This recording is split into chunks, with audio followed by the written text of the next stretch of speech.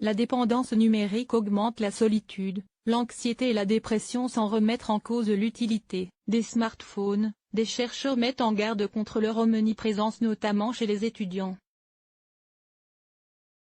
En cas d'addiction, le véritable lien social peut paradoxalement être affecté, ce qui peut entraîner des symptômes psychiques similaires à ceux d'autres addictions connues.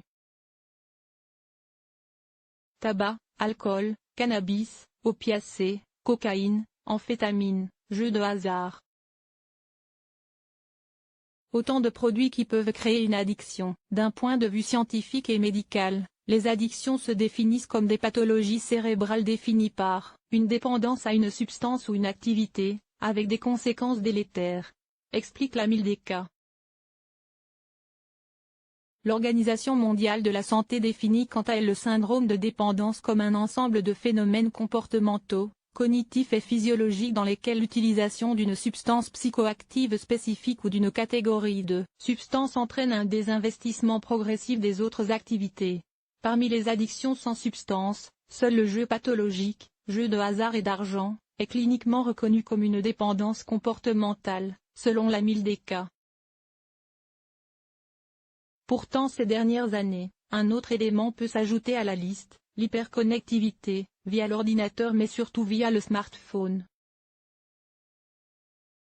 Alors que certains chercheurs mettent déjà en garde contre l'addiction aux selfies, des scientifiques de la San Francisco State University affirment que les smartphones font partie intégrante de la vie de la plupart des gens, pour rester connectés et informés en tout temps. Au point que certains se trouvent incapables d'ignorer la moindre alerte ou notification. Le corps et l'esprit ne sont jamais au calme. Leur étude soutient ainsi que la surutilisation des smartphones est semblable à n'importe quel autre type de toxicomanie. La dépendance comportementale liée à l'utilisation de smartphones commence à former des connexions neurologiques dans le cerveau de la même manière progressive que les personnes qui prennent de l'oxycontin pour soulager la douleur, explique le Pr Eric Pepe. Sans compter que la dépendance aux médias sociaux peut avoir un effet négatif sur le lien social. Dans un sondage mené auprès de 135 étudiants, les chercheurs ont constaté que les étudiants qui utilisaient le plus leur téléphone se déclaraient le plus exposés à un sentiment d'isolement, d'anxiété voire de dépression. La solitude serait une conséquence directe du remplacement de l'interaction classique en face à face par une autre forme de communication où le langage corporel et d'autres signaux ne peuvent être interprétés. Les chercheurs ont également constaté que ces mêmes étudiants étaient presque constamment connectés tout en étudiant, en regardant d'autres médias, en mangeant ou en assistant à un cours. Cette activité constante laisse peu de temps au corps et à l'esprit pour se détendre et se régénérer, ajoute le Pr Eric Pepe. Il en résulte que ces personnes font plusieurs tâches en même temps, mais moitié moins bien que s'ils étaient concentrés sur une seule et même tâche. L'importance de s'octroyer des moments sans. Les chercheurs estiment que les notifications, vibrations et autres alertes sur les téléphones et ordinateurs sont tout de suite regardées car elles déclenchent dans le cerveau les mêmes voies nerveuses qui alertaient d'un danger imminent, comme une attaque.